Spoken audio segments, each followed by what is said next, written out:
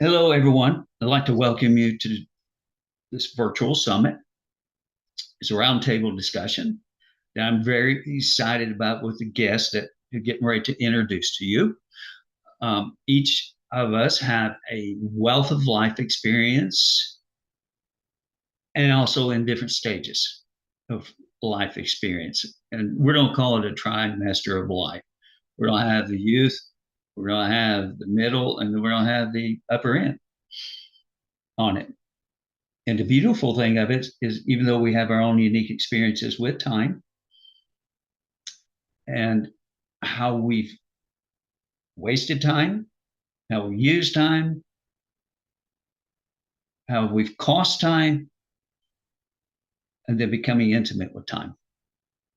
So let's dive in. I'm excited to let my guests, they're going to introduce themselves. And here we go. Just going to speak from the heart. What Yeah. authentically, comes through is what is what's going to come through. And like right now, what's coming through for me is that if we're having to talk about intimacy and intimacy with time, it has to do a lot with being present in the present moment. And if we're going to Bingo. go in, and when if we're going to go into this talk about, presence and intimacy and everything like that, I'd love to be present and create some good rapport here by getting to know Kenzie and like a little and what's her intention, what she'd Mm-hmm. like to get from the call, what she'd like to bring to the call, so I can be in touch and be intimate with that. And then the same thing with John, like what is John, Mm-hmm. in here, to be. And I'll just lead it off by saying my end is like where I really lean in is like the beauty of God and the greatness of God is that the magic he's put inside of me, the magic of Henry is that Henry's able to see the magic in other people, to the beauty in the moment, to really like paint a picture of what you really did overcome, or what you really are, bringing to fruition in the world. I will be of service to your guys' missions and intentions for what you come to bring here, and that's what I'm aiming for. That's my intention. Henry's also he's a communications major, Kenzie. Oh, awesome. I'm so sorry. I just ate dinner before this, so I'm having to like chug this water. It's had this maple stuff on some pork chops. It was delicious, but Oh, she's a foodie too, Mm. Henry. oh, I love food. I love food. Well, it's so nice to meet you guys. My name is Kinsey, and I am 24 years old. I went to a school called Appalachian State University. It is actually where that hurricane was just hit. So I have a few friends that are being affected, but they are okay and safe. So that is very good. I had studied electronic media and broadcast journalism, and I wanted to be a news anchor originally. And I wanted to tell people and help people and do anything that I could to spread the news and give, a voice to people that may have not been heard in the past. But as I studied the news, I learned a lot about how negative it can be and how convincing it can be and how toxic. And it didn't seem like it was a safe place for me to show my light, that you are being told what to say and it incites fear into people. It's created this fear amongst everyone, thinking that this is the worst time in history that's ever happened. But in fact, there's been bad things happening forever. And it just, it shows the devil is doing his job. And it seemed like a dangerous place for me to be. And I didn't want to go there. And I had a feeling that I would be the type of person that would have, gotten in trouble or blacklisted or canceled because I would have said my truth. And I don't think people would have liked to hear that. So instead, I got to, God put me where I am today, intricating like smaller doses through more of a connection based and helping small businesses and other marketing agencies add some new programmatic offerings and kind of teaching them about digital. I have a lot of people that are huge into the traditional advertising world, and they want to dip their toe in digital. So it's a way for me to help them and they can help me. And I really love what I do now. So I'm very grateful to be here. And that's actually how I met William. We aligned on a business website called Alignable, and Mhm. we had a great chat, and he thought that it would be great to bring me on this. Thought I had a good perspective of time. So I'm hoping to show light and help people through what I've gone through in my life, and maybe something that I say can inspire somebody. The people my age, I'm a part of a generation that's very interesting group of people, and I can get down on their level, so that's what my goal in life is share the love of God for those people that are in a world and grew up in a world that's very scary and not centered around him. So hope to be that light. Well, we'd love to be able to connect to that generation. This is what it's all about, sharing their experiences and communicating it. Thank you, Kinsey. I really appreciate you coming. Yeah, of course. While we're doing this, John, you want to go ahead and introduce yourself? Sure, sure. I just wanted to also say, well said, Kenzie, and well said, Henry. The communication there was excellent, and that's probably my thing too, as far as communicating, and it's with God. And when I'm out and about and in and about, I submit to God as far as, where am I and what am I doing? And so that's really been helpful for me, is to really connect to my deeper self. And that is right to God.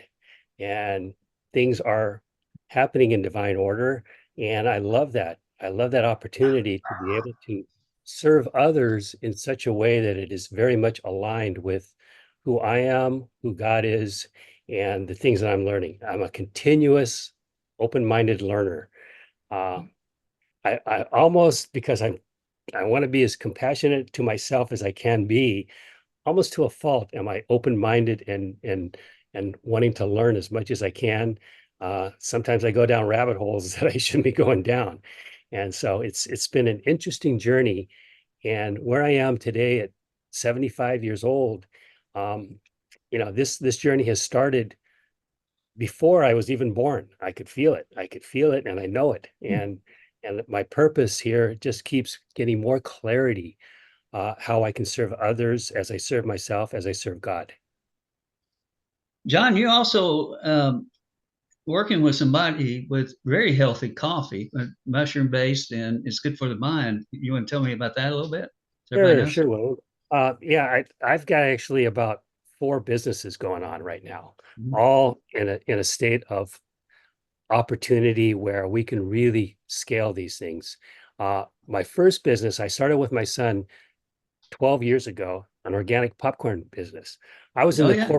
I was in the corporate world in selling medical equipment and devices. My career. That was my career in sales.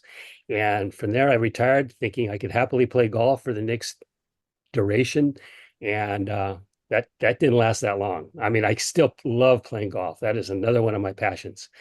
And well, what's happening is that popcorn business now is right now, we've been so successful that I want to scale it, and I am scaling it right now. And what's happening with that business is that we could not make enough demand. The demand was so great over our production that I have a factory now that I've got involved with, and it's kind of a evolutionary process to scale and to find out that what we're doing is I'm really into health and wellness. And actually, I'm going to have a summit called Health. It's a Health and Wealthness Summit, where you have products and they're all aligned with. Um, I'll just default to, what I usually do is it's God's way. How we were meant to be taking care of ourselves with the best health possible, and it's lifestyle medicine versus our traditional healthcare, which is our sick care system. And I could really get into that. But just to give you a present time situation of that is I am in Bangkok right now. I came here on an emergency visit to my brother, who was taken in a hospital. He's 1 year younger than I am. His life has been filled with not God's way. I mean, he was a smoker this is the only way he quit right now.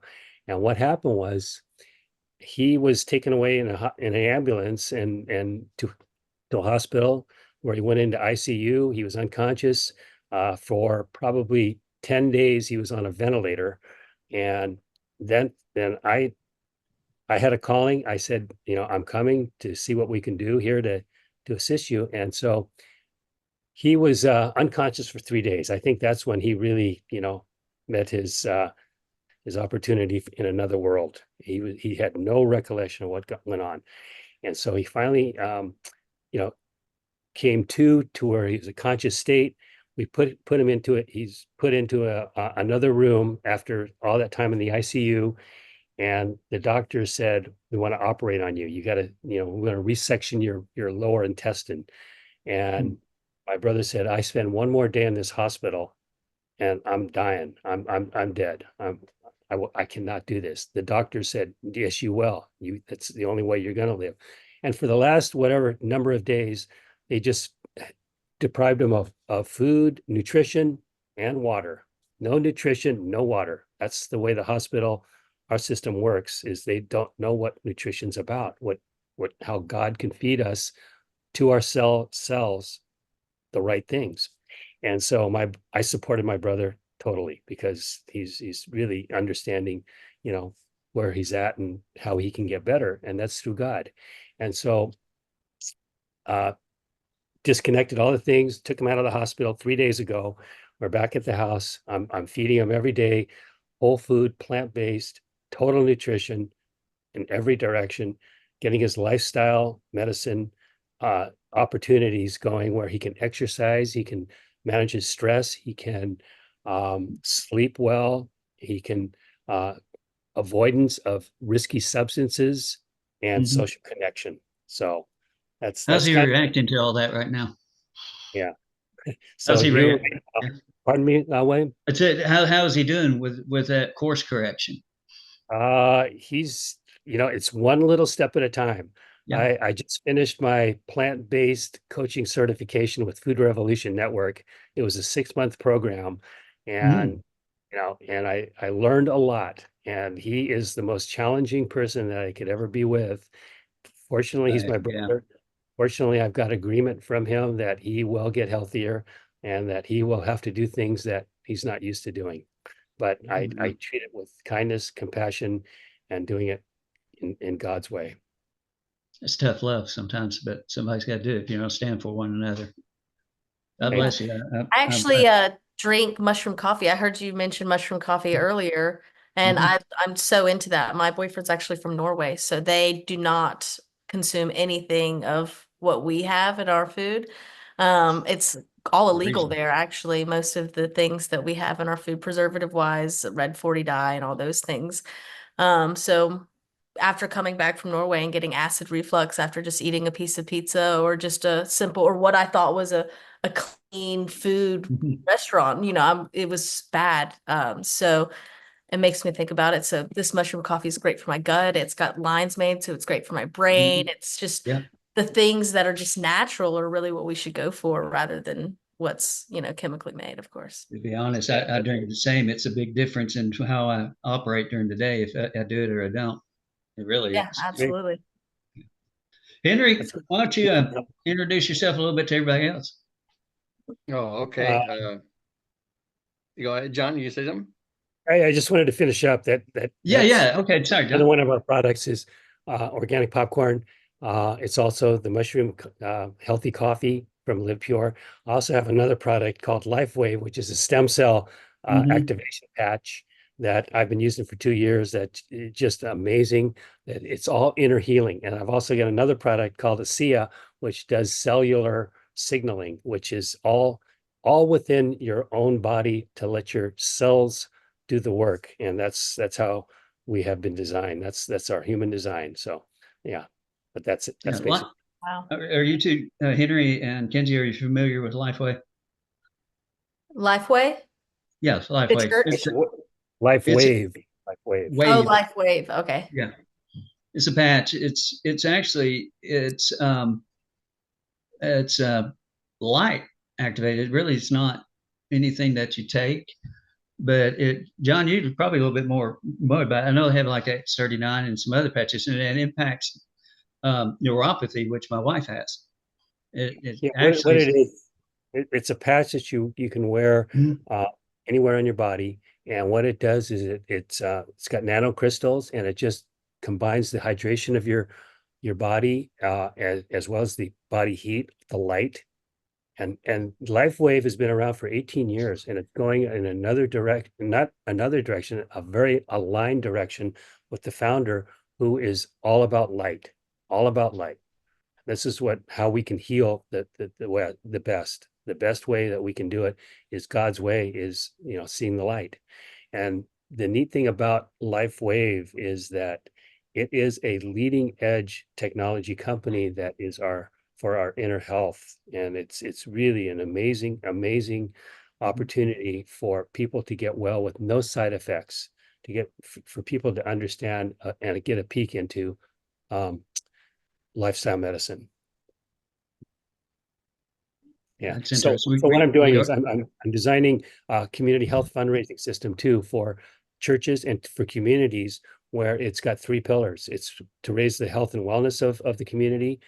The second thing is to get all the people in the congregation, or whatever the organization is, to combine their efforts to help each other raise their health and wellness, because that is one of our major problems in our society today, is the health of our people. And then the third thing is it's a fundraiser. It will be aligned with people who believe in health and saving money, and also creating money, to the point where we can all get wealthier too. Prosperity, abundance, those kind of things are all included in the money trip. Yeah. you got a lot going on, John. A whole lot. Yeah, I love it, John. I love hearing everything you Yeah. got going on, man. More power to you, man. Tony Robbins got 100+ companies, like, why can't you build 4 or 5 or 6 or 7? Why not, Yeah. Yeah. Thank you for that, Henry. One other thing that I want to just be relevant to what we're talking about today is, because of this journey that I've been on, I basically have bought at least, I think at least 25, maybe 30, 35 years more to my life. At being at 75, I have a future that says I can live to be 125, and live it energetically, and live it in such a way that, here's another one thing, I can go on and on with this, but I love to listen to each of us. I'm creating, are you familiar with blue zones? Blue zones. Mhm. Right. Yes. Okay. Blue zones. I've created and my team, purple zones, PERPLE. And what it is, it's people eating right, people living energetically. That's what this PERPLE stands for. And I got it from my aunts, who lived to be well into their 90s. And when they hit a certain age, they just started wearing the color purple. They started doing things, dyeing their hair purple, and doing things that were them. That was their persona and who they were, and they were not afraid to put it out there. And that's what I would love to do, is just create purple zones in our communities. John's starting a movement with purple. I love it. Living life at 90. I mean, that's a celebration right there. Mhm. Definitely. Yeah. All right. Well, yeah, thanks for sharing all that stuff, John. Purple zones. Yes. Intriguing, as to, the blue zones. I'm aware of the blue zones, got to watch out for those in the future. And, the purple. Yeah, people eating right, people living energetically. I like that. Well, Thank you. I love what everybody's been sharing so far. And what I really love is, like, I'll introduce myself. My name is Henry Garcia. Um, what I really love, what really wakes me up and gets me going every single day, is problems, is challenges. I love problems. I love challenge. I love solving them. I love overcoming them. I love solving and overcoming rare problems that nobody has overcome before. I like being the first, and I like being that guy that steps in when there's a problem that nobody else really wants to handle. I like being the guy to step into my leadership and really handle that problem, and lead me and the crew, their family, community, whatever it is, through it. And what I believe is that every problem can be handled through communication. Every problem is a communication problem, whether it's how we're communicating our message to a community, to a client, a listener. And what I find out most of the time, with the people really love to really get a grasp on their communication, is with themselves, is being able to communicate with their identity, with their mind, with their heart, with their soul, with their connection with God, you know, their purpose. You know, everybody on every single day is trying to figure out their way and how to do with their life, and how to bring their best selves and not have to, you know, cut off or give away something that really matters to them, you know, that really takes away the passion from them. And that's what I focus. I love communication in all facets. I'm a true entrepreneur. I don't have one specific niche or business. I don't believe that people should be driven into a niche of one thing that they got to be or do, because that's just another way of slapping another label on them, whether it's personal development label or not. And I believe people can do anything and everything that they possibly can if they can get their communication right, and more importantly, communicating with themselves. So I have 3 businesses that are going right now, where I focus on communication and sales for maybe people that have you know, a message, or they're coming from the corporate world and they're bringing it into online business to be an entrepreneur for themselves. I really help people get their communication on exactly what they're bringing to the online market, what their brand messaging is, what's their identity, what's truly them, what's going to create a business for them that doesn't really suck the life out of their days, you know, that they can really enjoy and wake up with excitement to know what they got to do. And then also there's the human algorithm communications. So speaking, I love getting the opportunity to speak to a group or audience, no matter what problem they're dealing with. I've came through a lot of adversities in my life. I've overcame a lot of hardships, you know, from it growing up, you know, in lower middle class, in the hood, gangs, violence, drugs. I've gone through a lot of things, mental health, and I like to be able to speak and communicate on any stage possible for somebody going through something, because, you know, I believe that love conquers all.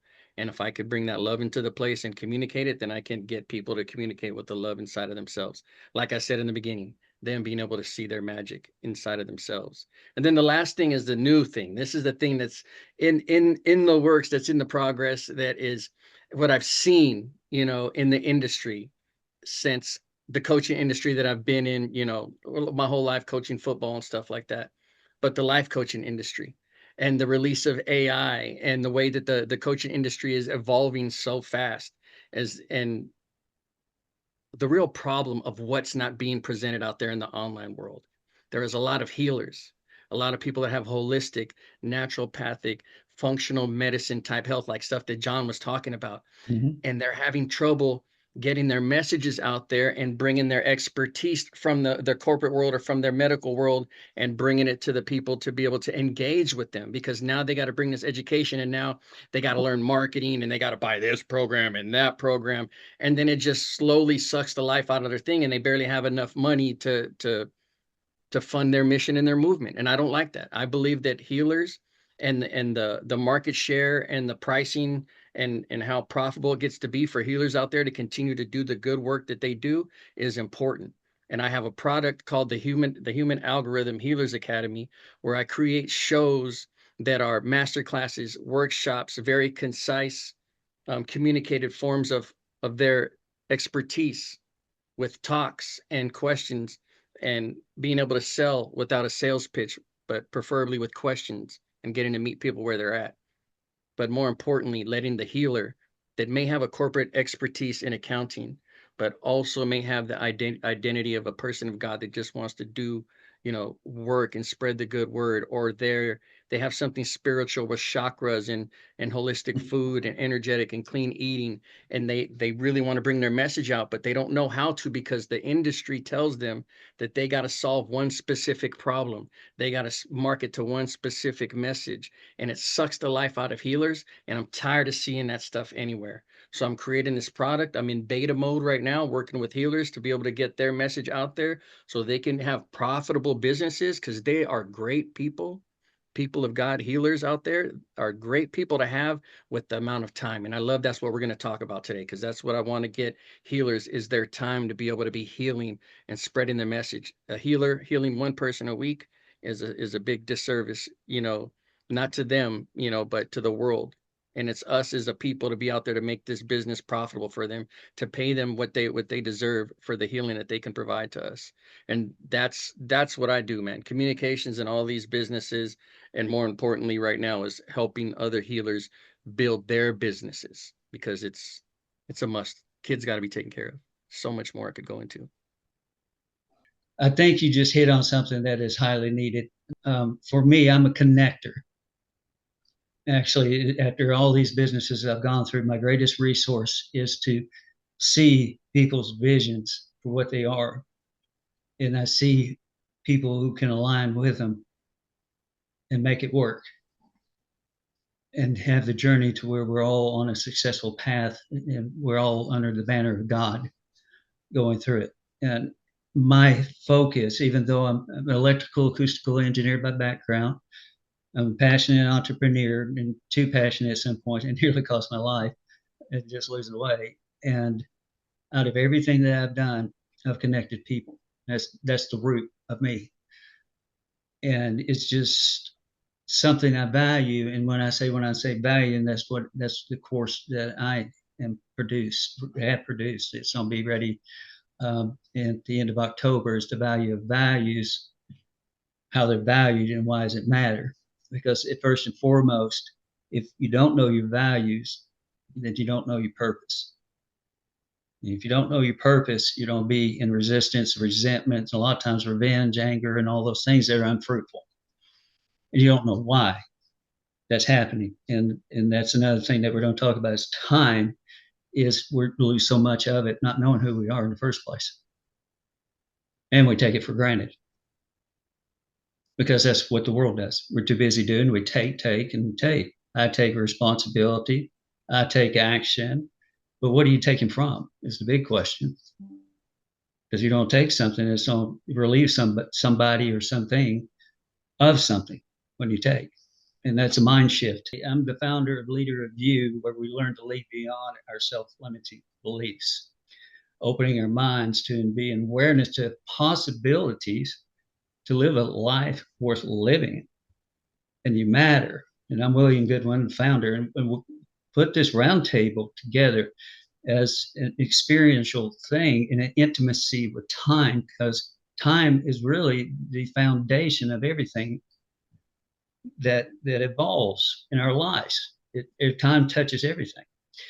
And this roundtable is some dear friends of mine that I've met recently and walked away with, but we've all had our experiences on the other side of the fence where we come to a point where we might just be right out of time. And I was one of them.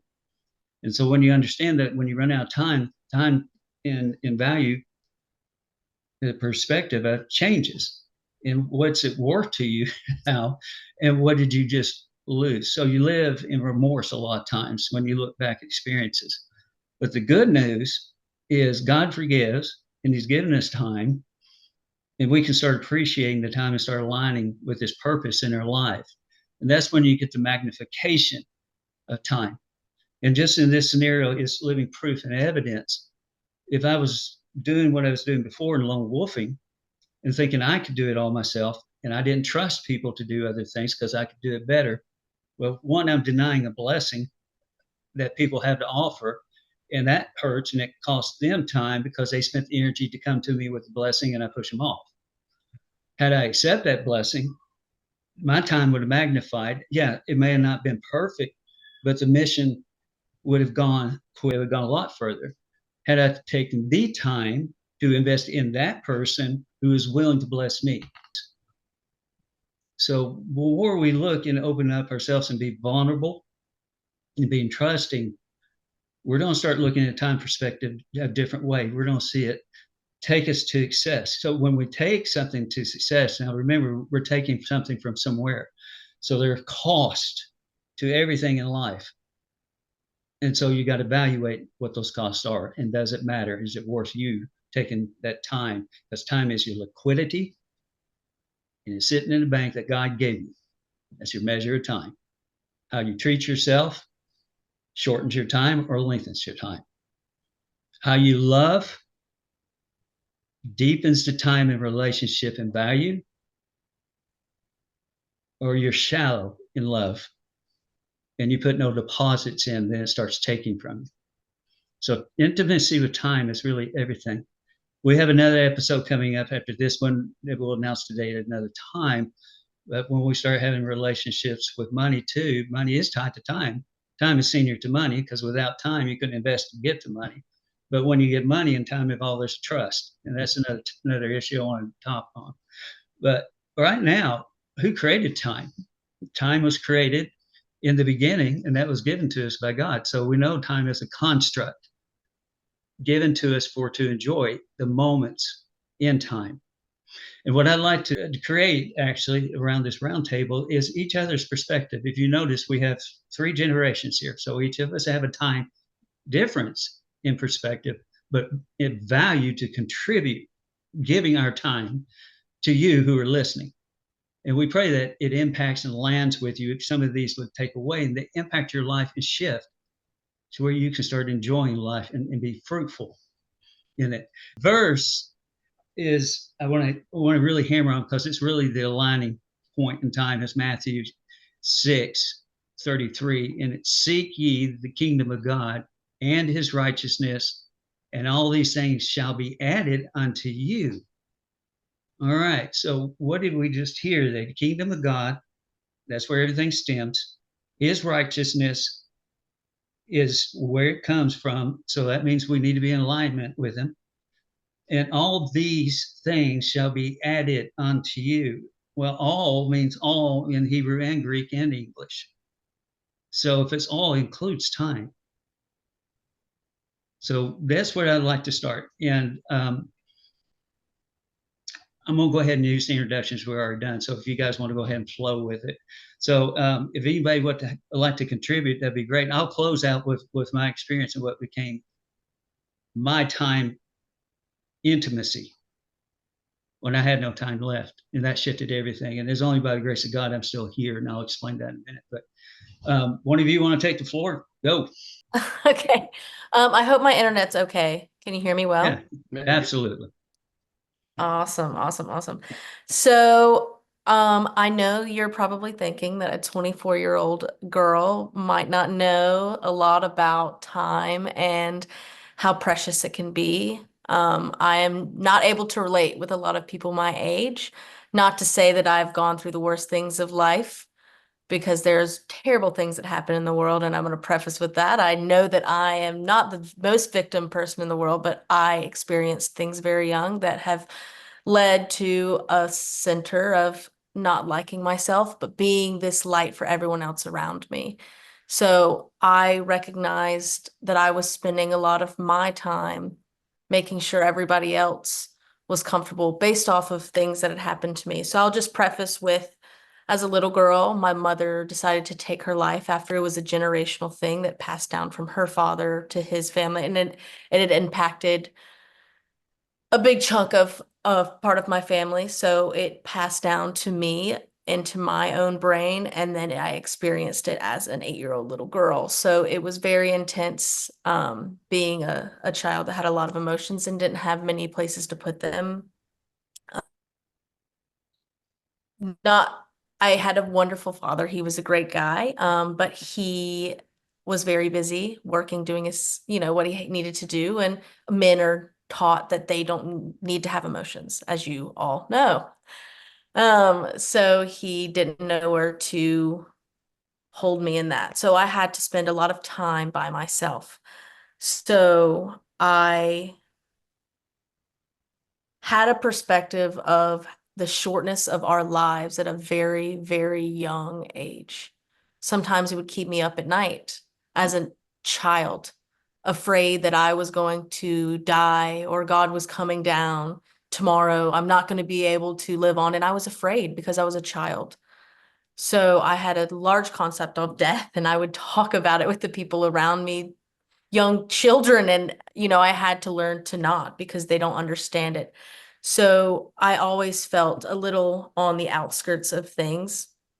Obviously don't do that often anymore, but when people asked me how my mom died, I was very honest about it.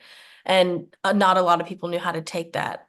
And it's not easy going through middle school as a little girl when people know that about you. So anywho, that taught me that time is very precious, and we need to make sure that we are filling it with the things that we love, the people that we love, and doing good for other people. After that, I remember complaining about my new step family, and being invited into this family that I didn't feel understood me emotionally. But now that I'm an older person, I understand they were children. They shouldn't have understood me emotionally. I had resentment towards one of my stepsisters, and because we were 2 months apart, there was a big riff there. And she and I, for years, we were stepsisters from the ages of 5 until 22, when she tragically passed away in a car accident. So I relearned that lesson of, I relearned the lesson that I had learned as a child, that you cannot spend the time with resentment in your heart for anybody, even if you cannot understand them at a level. And now I can take from her personality things that I didn't used to like about her. She didn't look at the world at as big of a ratio as me. She was a very simple-minded person. Obviously, I'm very deeply minded, so I always resented her for that, or I got mad at her for it. But now I can appreciate it and be a more forgiveful person, because people are not out to get me. So I'm just pouring all of this out just to say that from very young ages of my life, I've had to experience the closest people in your life dying very automatically, or very, very suddenly. And it changes you as a person, and it's not easy when there's people around you that don't understand you, and you have to have this very deep as view of life around people that are shallow and are worried about the most, popular thing, or, what she said about her, and if they did the gender reveal properly, or, those little things that humanity has made up.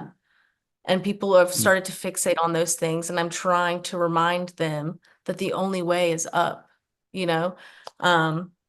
So I grew up in church as a child, and obviously after things happened with my mother, I was very angry, as one does, because, there is a a lot in the Bible about suicide, and a lot in the Bible about, that they might not go to heaven. And that was really difficult for me, knowing that maybe my mother wasn't going to be waiting for me. But my pastor said it beautifully to me. He talked about the 10 Commandments, and he talked about all of them. If you are a lover of Christ, if you're a lover of God, and you are in the car, and you've always been great to your parents, and you've always treated them like you were supposed to, like the commandment says, and you're arguing with them and you get in a car wreck, you're not going to hell just for that. He still loves you. He still cares about you. It's all about the relationship. It's not a rule-based thing. Of course, there are things that you need to follow, things that he appreciates about you and your relationship with him, but he's not looking at you like, oh, I hate you. Why would you do that? I never want to talk to you again. He's like, Kinsey, I told you. This is what happens when you do stuff like this. So I had, really rebellious teenage years, and I wasn't really nice to myself, did a lot of self-sabotage. And then I went to a very, very liberal arts college. I am a very open-minded person, so I love my liberal arts friends. But with that comes the lack of God, because they are lost and scared and sad. So a lot of them were really invested into the new way of thinking of,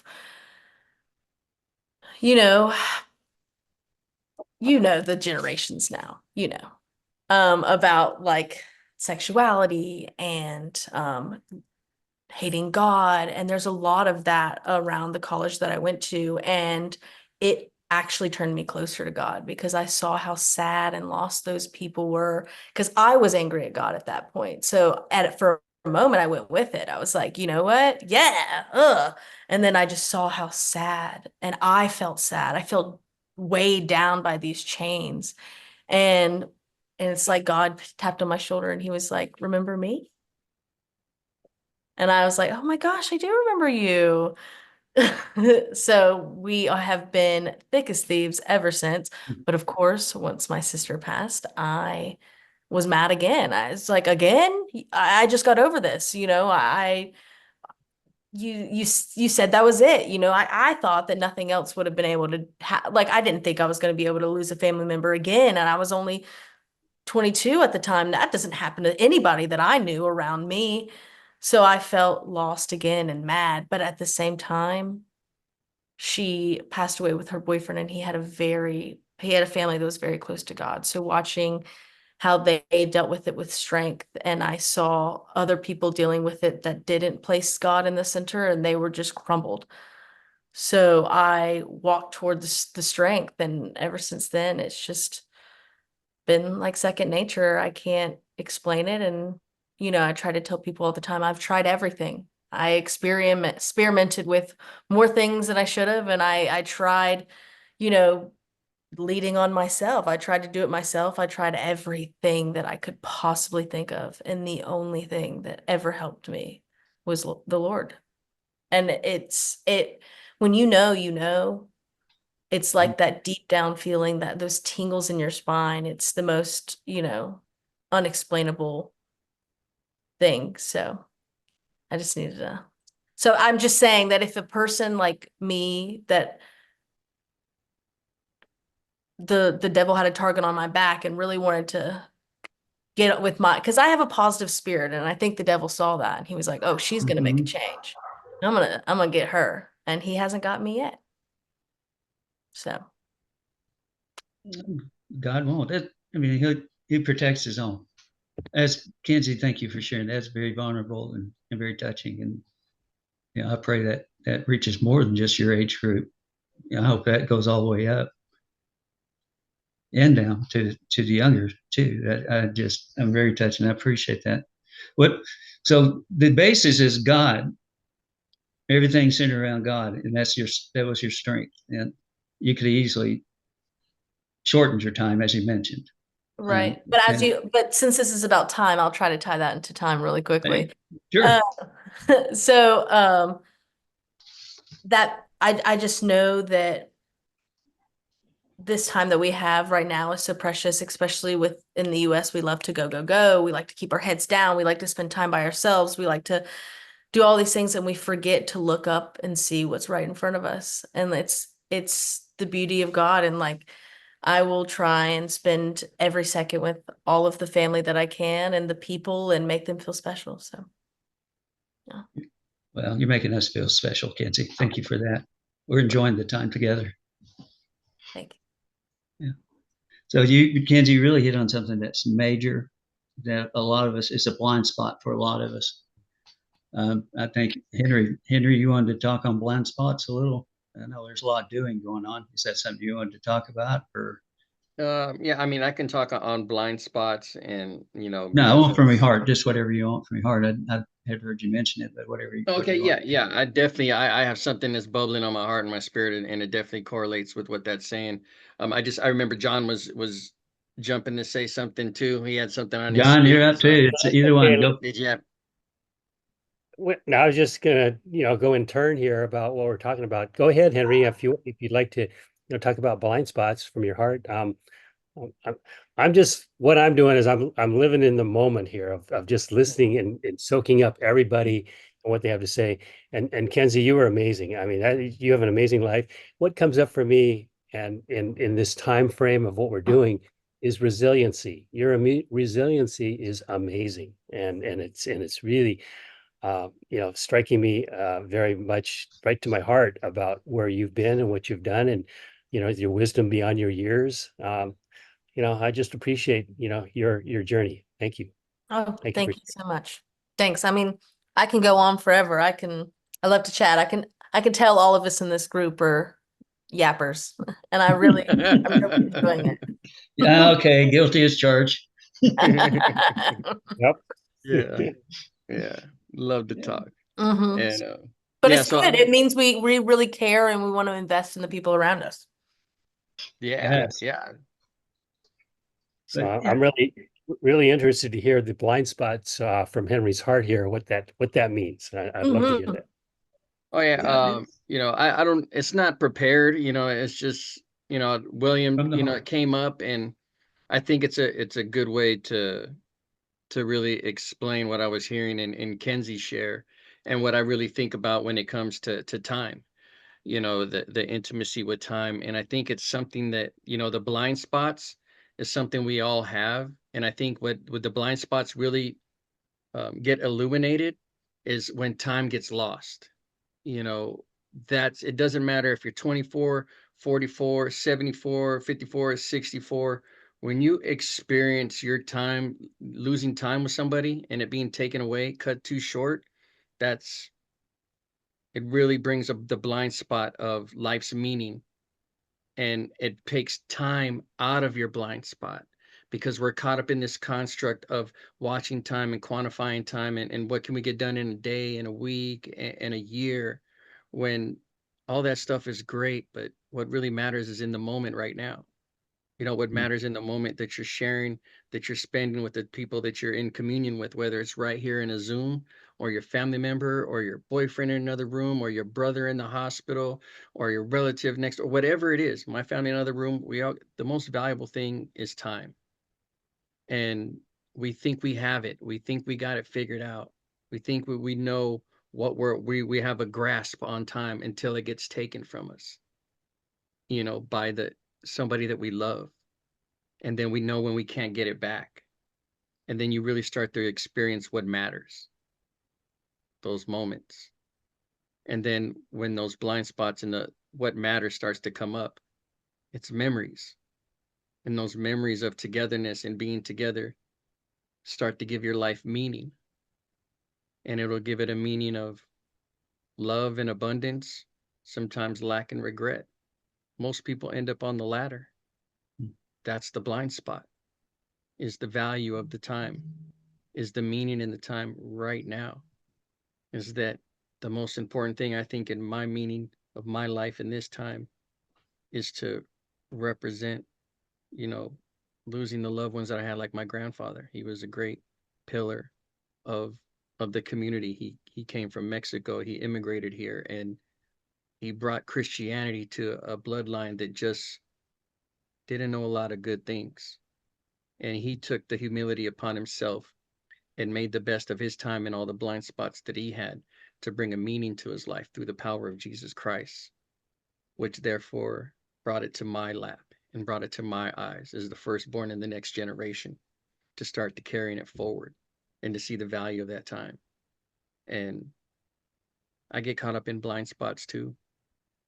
And I just wish that I would have known at the young age when I lost my grandfather the blind spot that I had for his leadership and the humility and the choices that he made in his life to give me a better life, beyond his days.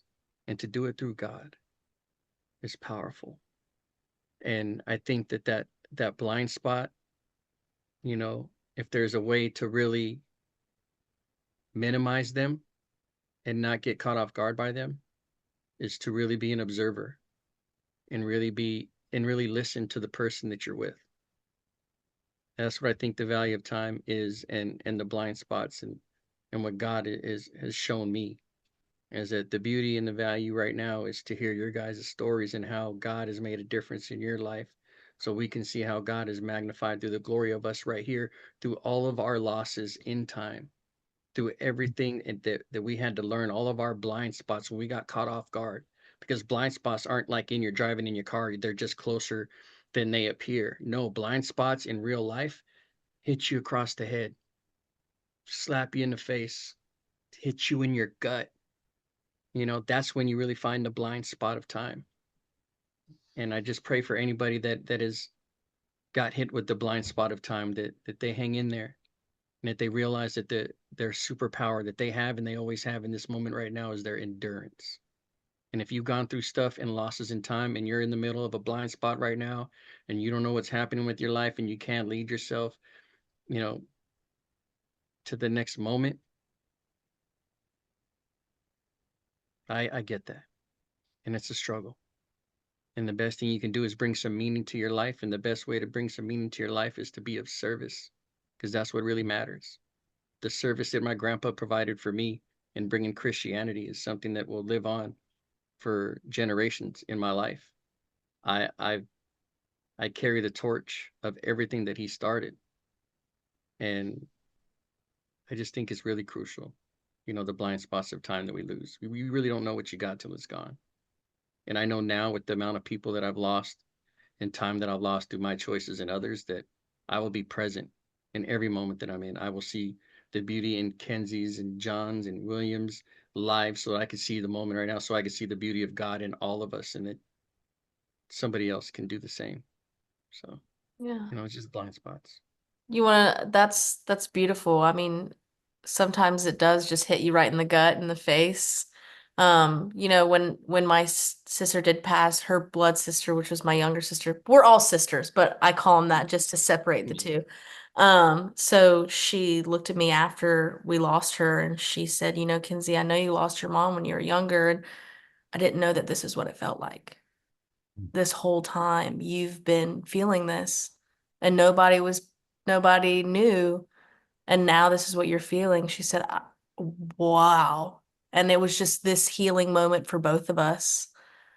And it was like a way to like forgive them for neglecting that. It was a beautiful moment. And then ever since then, like I've been able to help her through this loss, because although I've lost somebody too, I've lost somebody before. So I can guide them in this broken way, like my dad and my stepmom. It's this beautifully broken thing that's somehow making us all stronger, and it's almost like our sister's still there along with us, helping us stay stronger and be like, I'm right here, guys, you'll see me soon.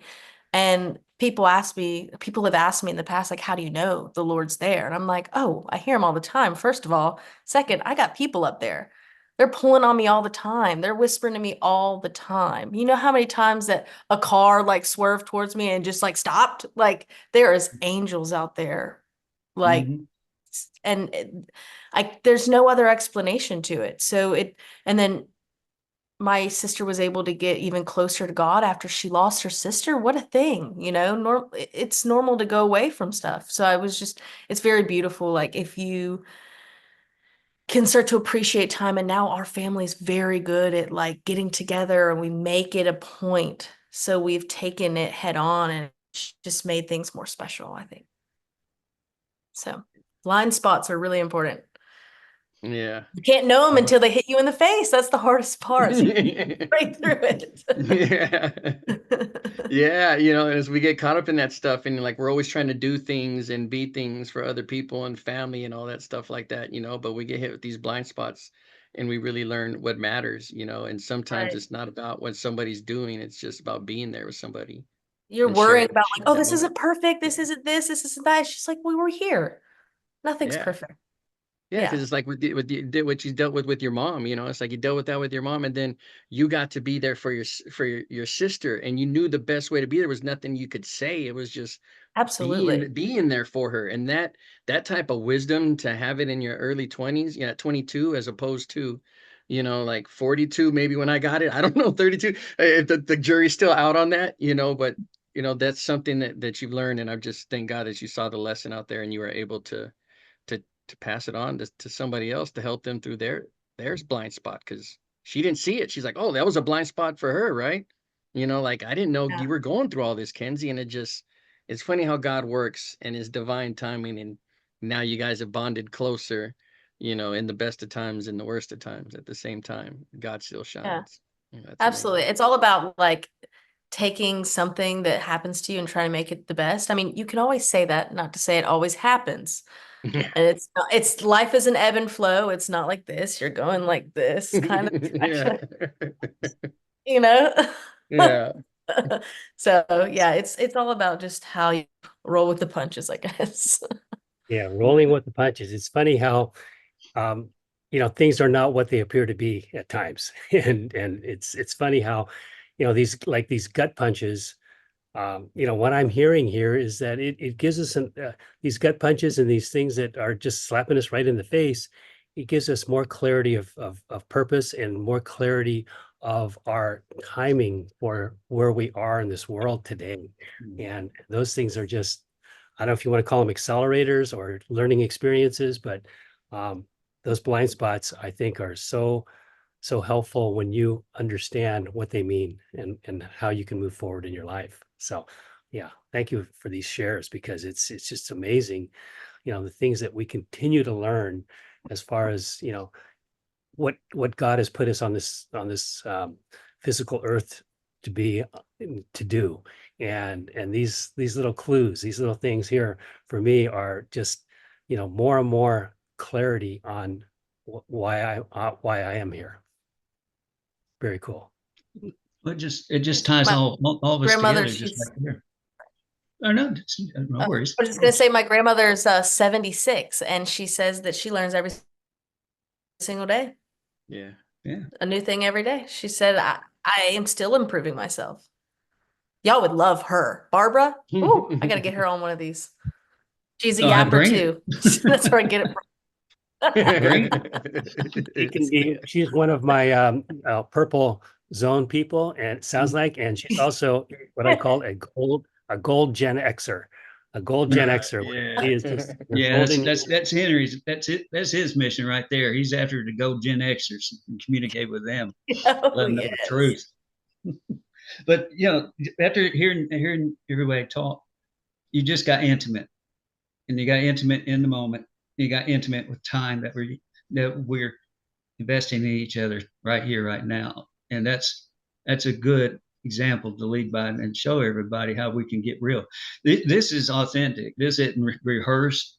We have an idea of what we want to present, and we're just real people sharing with you how people should be sharing in under God's guidance and spirit led. And amazing things happen when you let go and surrender, and you have a community like this that builds something beautiful with Him involved.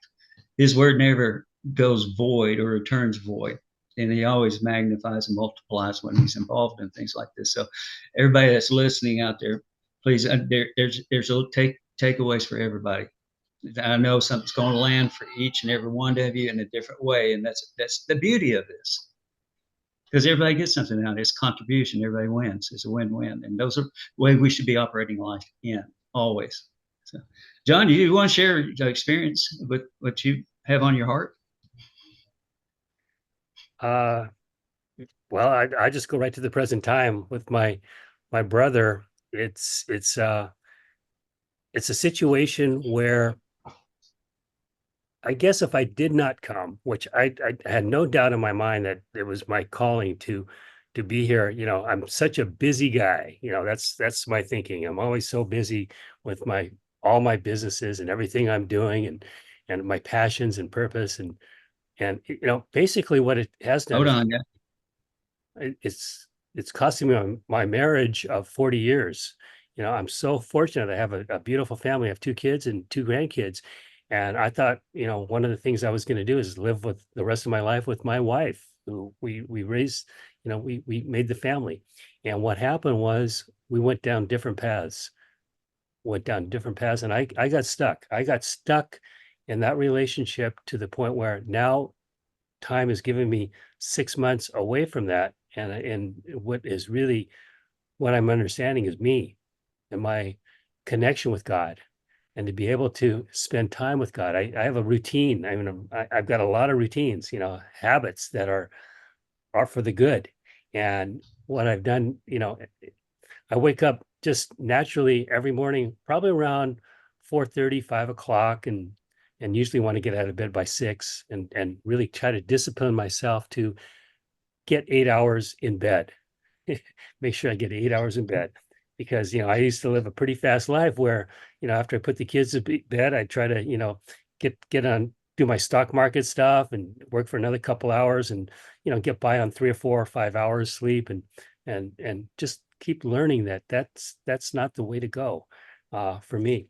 And so I guess what I'm trying to say here is that right now, spending time with my brother, trying to get him going to where he wants to be healthier, but I have to get his agreement, that he wants to be healthier. And I also have to I want to find out what his purpose, what his vision is. I have a good idea, but I want to keep nurturing that and developing that from him, so he can have that inner being of wanting to do it himself And that's the only way we can, see action is when it comes from within. And so that's my challenge. And as I keep learning how to, you know, nurture and understand others and serve them the best way I possibly can, it's all good. It's all good. So actually, you're investing time and giving of time. You're not, from my experience of what you just said, um, his legacy matters, and you're given that opportunity to live with that time. Yeah, what I guess what the challenging part here, William, is that when you're with other people, and this goes directly to my family, so many friends that I have that they don't have a clue. like like Kenzie was saying, her friends, they have no clues about all this, and it's not upon me to say, okay, I'll be patient with them. I love them. I cannot abandon them. And at the same time, this is where my struggle has been, is to really try to get that out of them to the point where I can show it with love and compassion that, I'm with you. I support you. I love who you are as a person. Let's find out who you are as a person. That's the tricky part too. So, Mm.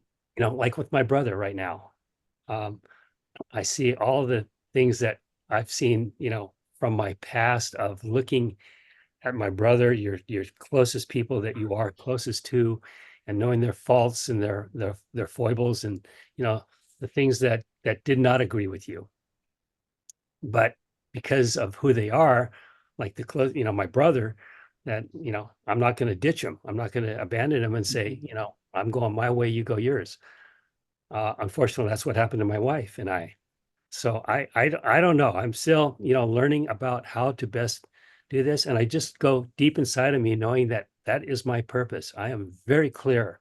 That is my calling. That is my vision, is to serve others in such a way that they can get value from me if they want it. Yeah, so in a way, like You your know, mission is that getting your brother intimate with time, getting him intimate with the time Mhm. that he has, like, because it sounds like there's a gap in him getting intimate with, like, oh well, I'm 74, like I'm this age and this time, like you want me to think about time, it can be stretchy for him. It can be there can be a lot of resistance around time, and I get that because people choosing and finding out what they want to do with their life happens from 24 to 74. And typically, dealing with somebody in that spot, it's like you can't have that. It's hard to have the answers for them. It's more about asking the good questions, Mm. and he's got to get intimate with his time and asking him questions. Like, it's not just about, the best way to find out what you want is to know what you don't want. And sometimes just knowing that, hey, I don't want to think about time. Okay, well, what would that be like to think about time? And another thing I like to do is really, explore where they're at. Like if he says he doesn't like something, it's like, man, like why doesn't he like time? And I'm just like thinking, like, it's got to be hard for him. Like the clock's his enemy. He sees time everywhere. Time's on his phone, time's on the wall, time's on the TV. Like time is haunting him. And I find out that's where people are really met, by being able to step into their shoes. And in the present moment, like right now, like I'm in the present moment with you and seeing what it's like with your brother, and in that conversation is kind of like the best way that we can be intimate with time, be intimate with ourselves, and be intimate with the people around us, which is the ultimate goal, because God wants to be intimate with us. And I think Mm. it's like that ripple effect, like God's being intimate with us, and we're speaking with God about what we're going on with our brother, with our family, or anybody it is. And you know, he clearly wants something, man. It's just like finding out what he doesn't want can really support him. It can really get people moving in the right direction, and then seeing what he's experiencing, like time can be haunting him. Decisions can be haunting him. He can be in something that you don't know how to get him out of, and you may not ever be able to get him out of because of whatever his life is meant to him. You just get to be an experience with it with him, what he's going through.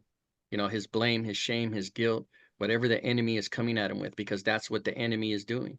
When the time, it's like the blame, shame, and the guilt of time wasted, time not spent wisely, of you not being valuable or worth your time, not being enough. Why do you want to even use time? The enemy has got a stronghold on him, and you got to realize that you can't break the enemy stronghold. Only God can. This is a much bigger thing than just your brother trying to figure out what he can do with his life and enjoy the last couple of days, because it's going to take going deep down to the core of like whatever his concept of time and God and belief and what he's feeling on a regular basis.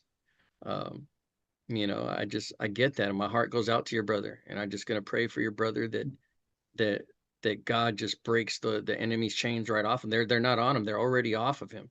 The chains are already off of him. His mind is free. His heart is free. He's just got to, it's already there. He's just got to look at it. He's got to speak it into existence. God's in there doing the work right through you, brother. Just keep going. Yeah, he is doing the work right through me, Henry. I appreciate that, because what you're bringing up for me right now is that if I can treat my brother, with the way I treat myself, and he's brought a lot of anger into me because of his stubbornness, of his, ways of doing things that are not changing on my time. They're not changing. And so I'm painting a picture right now. This is my plan of a vision of where he wants to be, and he knows it. He knows this is where he wants to be, is with his family, with his daughter, and out of Bangkok and moving away. So I've given him a 6 to 9 month plan, a 6 to 1 year plan. And what came up for me during that time, because I get frustrated at times, but I just, really look deep inside and say, all right, I treat myself with kindness and compassion. I got to do that with him. I've got to default back to what God's tools have given me. And God's tools have given me, all the good things like kindness, compassion, gratitude, and knowing that we can appreciate each other in a kind and compassionate way. So, that's what I'm doing. And time has taken its the intimacy of time. I just love that concept, William. Thank Yeah. you so much for that, because it can only grow and get larger and bigger and more understandable in such a way that it really is, very meaningful. Thank you. No, it's just you nailed it, John, and I really appreciate that. The more intimate with time that we all are, and none of us are perfect at it, and all of us make mistakes, and that's our learning. It leaves little scars on you, and those little scars heal over time, but that scar is always there to remind you that God was with you during the time, but it reminds you that not to be wasteful of your time and use it and be a good steward of time, as somebody would be a good steward with their money and their finances. But that was my hard lesson, was the squandering time and living intentionally. When we live intentional, that means we have a purpose, and behind the purpose is really a vision. And we want to see things the way they be. And it really describes the process. And I really like to everybody open their ears for this and really, really listen, because we've been conditioned to do. And the more that we included time clocks and we were focused on time and getting things done, looking at really what time it was, that's busyness. And it's the devil's foothold to get you into being so busy you forget to stop and be, because we're labeled human beings, not human doers. And I'm guilty of being a human doer and not staying in my vision and enjoying the vision that God gives you. And when you're in that state of being, then the action part takes care of itself. Everything is intentional. It's 100% intention. If you're not intending to do things, you're just floating down the river with everybody else, and time's just wandering away. But really, if you look at it in John chapter 1, in the beginning there was the Word. The Word was with God. God is the Word. And if you compare that to Genesis, well, in the beginning, we did the process of creation, and throughout the 6 days, and then he rested. Well, in order to create, you had to be. And in order to be, you have to be the Word. And nothing gets done without speaking the word. So when we profess those things and we say, I want to be, you're evoking the power of the word, which now is in faith, the substance of things that are unseen, evidence of it's coming to you because I'm spoken to you by the word, and it starts creating. So the model is really in alignment. All right. In the beginning, be with him, be in alignment where time flows through him. It was given to us by him. In your vision, and that's where your vision comes from. Your vision gives you the chance to make the choice. We all have that choice to be. And then when we be, then we create. And then the doing part, then the action, all that goes to result. And so when our results are not what we want out of life, back up the process. Now I'm telling you, it's not the doing part. There's an alignment that you need to look at, and there's a blind spot you need to look at, and there's a lack of intimacy of time and where you're spending it. So for me, I learned that hard lesson, and I'll make it fairly quick, but I've gone through several businesses, small and large, and ended up losing myself on the way. I didn't know truly what my values were, and I was out of alignment. What I believed in the places I was building business, there were people that were actually, I thought, were somebody I wanted to be with, but are out of alignment too, and it caused an issue. But I didn't know what it was. I didn't know myself, and I didn't stop and be with God. I was doing as the world taught me to do. I wake up every morning. Oh, I got to get this done. I get this done. I get this done. This has to be here, and operated off that basis. And it took a toll to where nothing really resulted in my life that was fruitful. And I lost my way and ended up started drinking because my self-worth was really not great to begin with. And when you have results that really never line up, it reflects back on me as I saw it. But it wasn't me that was the issue. It was me that had an alignment issue and not knowing myself. It's not really a problem, but it's something that you need to be aware of because all of us have some sort of issue being out of alignment. But when you let it run and run and run and run for so long, it's like money in the bank, it compounds. And it gets worse and it gets worse. And I started drinking and I started drinking. And it got to a point to where my liver failed. And I ended up in a hospital and dying. And there's no coming back from this. So when you get to that point and your clock, it's zero, you start looking back, what was this life for? Why? Why did I sacrifice all that time? That was a huge cost for one. The second bigger cost is what did I cost everybody else along that way as collateral. All their love they tried to pour into me, I didn't accept because it wasn't me the problem in this issue. And I had a vision of what I wanted to do, and I was going to plow the road and make it happen. And that didn't work. No matter how hard you try and you keep coming back to the same spot, it gets pretty depressing. But I was laying on that table and I was thinking about my wife that I put her through, my children, how I disconnected from, all the friends that I could have walked together a lot better life. Every aspect of my life was condensed into a few moments on that bed after they had written me off. It's like I paid it all, and it wasn't worth anything except the transformation happened where God got involved because I was able to get a liver that was healthy in 18 hours flat after they written me off. Already when they got it in, I was improved on the symptoms. I had a doctor come in, touch my head, rub my head actually, right before I was being written off, that I know you're fighting for your life and I believe in you. And you know what, that small thing of compassion right there made a difference between me deciding to live or me deciding to die. Somebody stood for me in the moment. Just like John, he stand for his brother. Kenzie standing with her sister, John with his and Henry with his family. So it's time to take stand for somebody because it's time invested because out of love, and that's the first fruit. So I got my liver, and I made my peace with God, and that's when he intervened, and he actually took me out of my body, and I got to meet him. And I got to see something that's special most people don't get to see.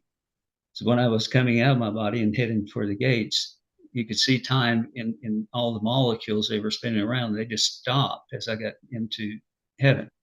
And I was actually touching them.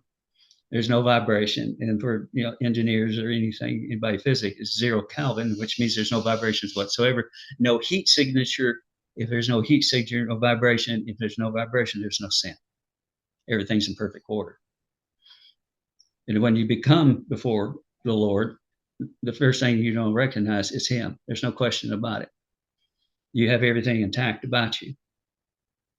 You know who you are, where you've been, all you've done, you're just detached from your vessel. But when you come before him, you know him. And you're just enamored with him from all his peace in this love. There's no peace like anything on this earth you can ever find, or the love. It embraces you. And before that, he had taken me out of my body, bypassing my liver, and then he showed me what hell was like. And it woke me up off the operating table, and I ran. I didn't run, but I was trying to get on the operating table to run, and it spooked everybody. But the place hell is really an absence of God, complete, and we're built by God, and for us to choose on this earth. And it's, I'll go back to Kinsey said, especially well, it applies to everybody. If we don't have God in our life, we're empty vessels searching for something to replace him with. And when you find that something, it's not God and it's not good for you. It will lead to something in your life like mine, to tragedy. So I encourage you, if you hadn't found God, you need to go and look for him. Because when you start looking for him, he will find you. And then you'll know what to do next and get in a faith-based church. Make sure it's faith-based by the word. So doing this in your life, if you're not careful, will kill you if you got your formula wrong, because you produce a lot of do-do along the way when you do, and it doesn't result in anything like my life. And time's a valuable thing now to me. I'm very intimate with it. I have intimacy with my wife, and it's taken a long time to repair this from things that happened in my past. But I noticed one thing: when I'm coming out of resentment, I'm coming out of resistance, I'm coming out of any type of revenge or anger that I had, I make peace with it. And the next thing you know, when you lay those things down, you're open to love, and you're open to communicate and receive that love. And when you receive that love, you want to give back love. And then your relationship is multiplied by that, and it grows, and time becomes multiplied because you're working together, not against each other on it. So if you can really take anything away from this, time is your liquidity that you have to work with. How you use it is up to you. But you could live such a beautiful life if you would just learn to give in life and learn how to receive and love. And you can tell somebody in their life when they're at that point in time, because you start seeing fruit in their life, and you see them at peace in their life. And that's the way God wants us to live. He created us to live like that, but the world teaches us to live differently. So, you got a choice. Anybody else got anything to say? Contribute? I was just going to say one thing to my generation when it comes to social media and reels. There we go. Yeah. So I have found myself addicted to scrolling because of that fixate. You get to learn. It's just the dopamine. Whoever made this devil, whoever made this knows exactly what they're doing. They're wasting your time, especially with TikTok. I mean, I've learned some really interesting things on there, but of course I have. I mean, the devil would not hide in something boring. And it's called TikTok for a reason. It's taking that time away. And I sat down and thought one day, I was like, I just spent an hour scrolling on my phone, and I don't remember one thing that I saw. And if I sit there and add that all up, that could add up to a year. If it honestly, like some people spend 4 hours on their phone a day. I mean, I have caught myself not sitting there the whole time, but like just, in passing, you can check your screen time. And I went over there, I looked at it, I said, what? And then you can see how much you've spent in the week. It's like you spent uh, um 6 hours this week on your phone, or you spent 11 hours this week on your phone. And I'm like, if I go and add up every single week, I'm losing my life, genuinely. Mhm. So anybody out there that's addicted to that, find other things. It is truly, truly, truly habit that you can break as easy as anything, but you just gotta do it. I mean, as simple as it is, you just gotta do it. The first step is taking it, because you get so caught up and like, I'm going to do this. I need to do this. I need to do this. But the first step is you have to step forward. And then once you do, you're in that pivotal motion and you're like, oh, I just spent so and so time without even looking at my phone. So growing up with it beside me, it's been very difficult to not live with that. I wish I would have had any sort of consciousness in a time that didn't have phones, because you're just living. You're sitting, you're standing, you're walking, you're going, you're doing. I see people just always in a grocery store, everywhere, just waiting, just down. No more like, hey, how are you? Oh, it's a beautiful day. So people look at me like I'm crazy when I do that. So, yeah. Anywho, that was just my soapbox for the day. It's a valid point, Kenzie. And it goes back to being intimate with time. You're giving it away for what? And it's rampant, and it does chew up a lot of time. And it's habit it really is. That's something else we'll talk about another time, is habits, how they form, and how easy it is to form. And once they root, how hard it is to change them. Yes, absolutely. The Power of Habits is a great book if you haven't checked it Mhm. out. It's wonderful. Yeah, that was dope, Kenzie. Thanks for sharing. I guess if there was anything that I could part with, if I was to give the audience or whoever's the listener something practical, it was, we've talked about intimacy with time and everything like that. And people are like, well, how do I get intimate with time? And Mm. it's like, it's more than just sitting there and just thinking about your time or what you're doing in the present moment. It's taking inventory. If you want to get intimate with your time, take inventory. Where you're spending your time, how you spend your time, how you spend your high energy, how you spend your low energy, how really take inventory of it, and take inventory of your priorities, of your responsibilities, of your necessities, of your non-negotiables, Mm. so that you know exactly what category the things that you're spending your time on in your inventory, what category it can go under. Break it down into those 4 categories. And then after it's broken down to those 4 categories, take a bigger inventory of the 168-hour inventory. There's 168 hours in the week. Calculate your sleep, calculate your meal times, get a Google Calendar and start tracking yourself of where you spend your time. As you learn to get intimate emotionally with your time, the way that that's really going to happen is by you writing these things down and Mhm. looking at the inventory of your life and your time and how it's spent and what it's being spent on, and more importantly, who it's being spent with. And you can start to tip the scales in your favor, because this is not a overnight, yes, you can give your life to God and receive salvation and have eternal time. But to be able to manage your time and be functional on this earth and spread the good word to your family, you get to learn to do these things, to have responsibilities, priorities, and manage your time.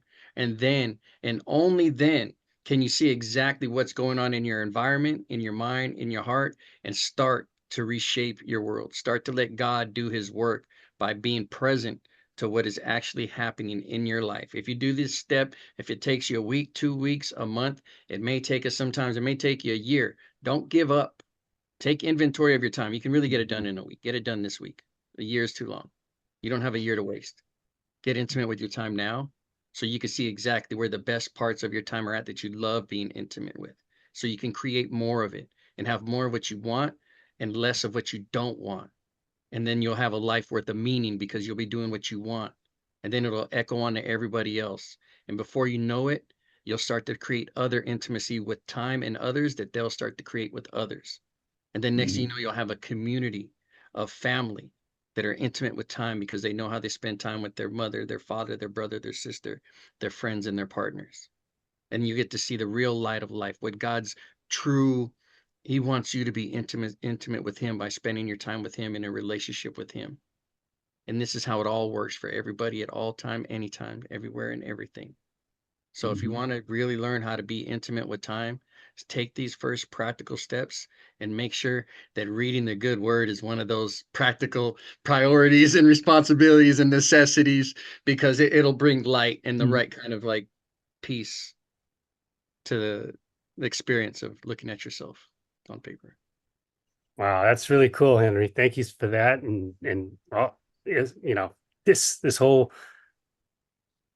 right now, it's been just tremendous as far as learning more about time and the intimacy of time and what it means. And you very clearly stated, the outcome and the result is so we can share it with others, and so they can understand the intimacy of time and be able to do that. Is just, for me, just a continual learning experience. And time is so precious. Time is so valued, and it just keeps growing to the point where, you have to understand. For me, I have to continually understand that I don't want to waste my time on what God has given me. And I find myself, doing inventory and doing a check and seeing where I am at.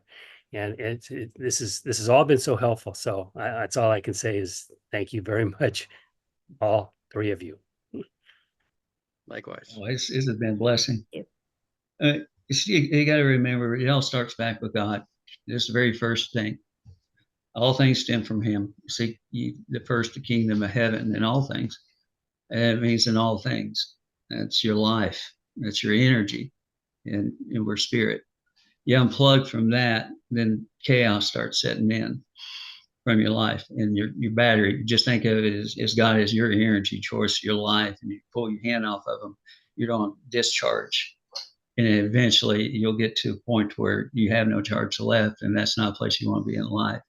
So, in the beginning, it is the word, and everything starts from the word, how you live, how you speak, what you bring to you, what you attract, what you repel, all those things come from word. And that's what you create in your life. That's your reflection of who you are. If you want to change that reflection of what you're seeing to something more in line with what you want, then it's time to start looking and digging, looking in your subconscious, looking at your habits, looking at your time use. As Henry beautifully described what to do. It's practical, and everybody, it provides results. But it's up to you to put that pen down and write it and be truthful with yourself and see where you're leaking time at. And your hit another spot is a rule of your average of who you are is who you associate with and how you spend your time. So if you're not seeing that, you need to look at those areas too. And that's a painful area that you have to look at, because sometimes you got to let things go in order to get to where you want in life. And if you want clarity and purpose and vision in your life, you got to associate that cost. It's no offense against anybody. It's just, that's just the way it works in real life. And quit wasting time. Life is now, in this moment. I'm not guaranteed tomorrow. I'm not guaranteed the next 5 seconds. But I'm living this moment with these people that I love and care about, and have learned more myself from being vulnerable, wanting to be up here on this Zoom and to share. And this is what humanity is about right here. We share, we give, we create, we love, and we walk in peace and joy. That's the way to live. So if y'all don't care, let's close in prayer. And this is beautiful. Yep, here you go. Lord, oh my goodness, we come before you. We love you, and we're so grateful for giving us all things in our life and connecting us with wonderful people, because we realize we only have two major things in this planet is time and connection with people. And if we don't learn how to connect, Lord, and we don't know how to use our time, then it's time that we need to come before you again and realign. We should come to you with everything first. But we're humans, and we end up getting busy, and we end up doing, and then we forget to go look at you first, where all things stand. So, Lord, let's keep that in mind, that we come to you. We asked you how we're using our time if we're using it wisely, or show our blind spots, Father. We asked you to help us realize how we can improve our relationships, our ways of being, and how we conduct ourselves in life, and how we can be fruitful for other people. And Lord, I ask the blessing over these three today that in contribution have given a lot of their time in earnest and in prayerful way, that it will impact others' lives, that we can transform and be a source of transformation for everybody here that's listening, and carry that torch forward. Go learn something, go share something, just go say hi to somebody, Lord, and give them the courage to do that, Lord, and show other people you, your goodness, your love, that you really care about us deeply, and to the point that you gave your only son for us to be a way to come back home. And Lord, we're eternally grateful for that. And Lord, I'm thankful for the audience that's listening to this, because I know they matter, and they matter to you, and they matter to us as your servants. So, Lord, bless this. Let it be a kingdom word spreader to many people that come to you. And Lord, let us be a blessing to those who want to come to us, and that they hear us and want to talk to us about this further, Lord. So I ask all this in Jesus' name. Amen. Amen. Man. Much love, That's good. y'all. Oh yeah. So it's 9 o'clock where I am. Where's everybody else at? Same. Henry 6. Yeah, it's Wait for 6 in John. California. 8:14 a.m. Oh, Tomorrow, you're already in tomorrow. He's our future. time. Yeah, time. Yeah, we should have brought that up. Actually, we can still use it. It's still recording. But yeah, That's funny. I'm in the Yeah. past. yeah, Aha. you're in the past. Yeah. You're We're in way the back present. John's in the future. So yeah, it's Yeah. really, that's a great point of time. It's a perspective, and it's a way of being. Time is a way of being. And being Yeah. conscious. It really is. This is great stuff. Anybody in the audience who's listening to this would like to get in contact, I want to include everybody's information to where they can get in contact with each and every one of us. That hopefully we can be a blessing to you and transform your life into a better way of living and being for yourself. And you just come, click, hit us up. Let's talk.